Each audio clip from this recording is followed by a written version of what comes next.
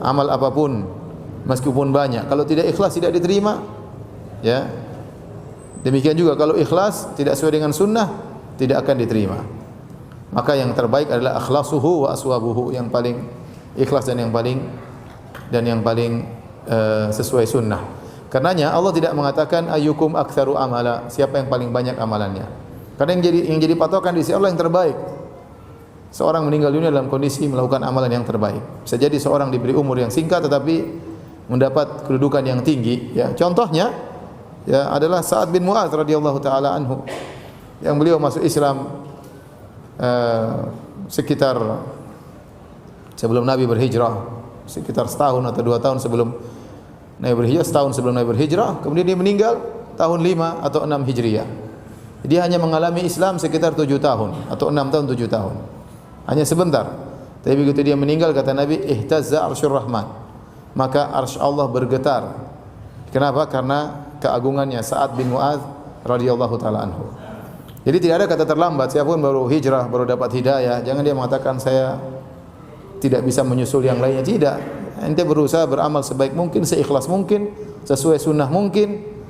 Yang jadi patokan diterima atau tidak urusan Allah Subhanahu wa taala. Bisa jadi seorang hanya menerima, hanya sempat menjalani Islam sebentar tapi kualitasnya luar biasa.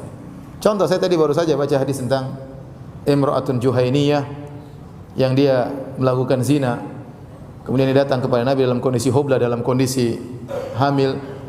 Kemudian Nabi SAW suruh dia melahirkan dulu anaknya. Setelah melahirkan anaknya kemudian datang, kemudian dirajam sampai meninggal dunia. Kemudian Nabi salatkan jenazah wanita ini. Maka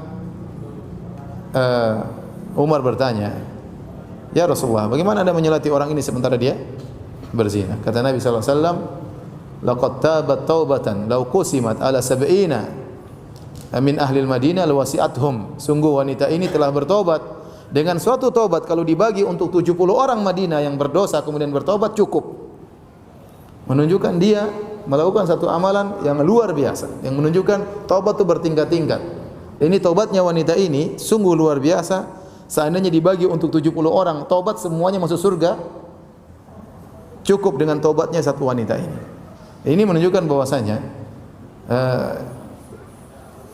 bisa jadi amalan orang tidak banyak tapi kualitasnya sangat luar biasa di sisi Allah Subhanahu wa taala. Lihat tadi saya katakan Sa'ad bin Mu'adz radhiyallahu taala anhu.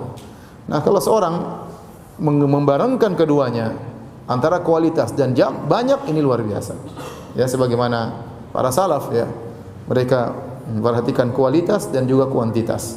Ya, mereka ibadahnya luar biasa sertai dengan kuantitas juga yang banyak. Tapi yang paling utama adalah kualitas. Bagaimana seorang bisa beribadah kepada Allah dengan yang terbaik, akhlasuhu wa aswabuhu, yang paling ikhlas dan paling sesuai dengan sunnah Nabi sallallahu alaihi wasallam.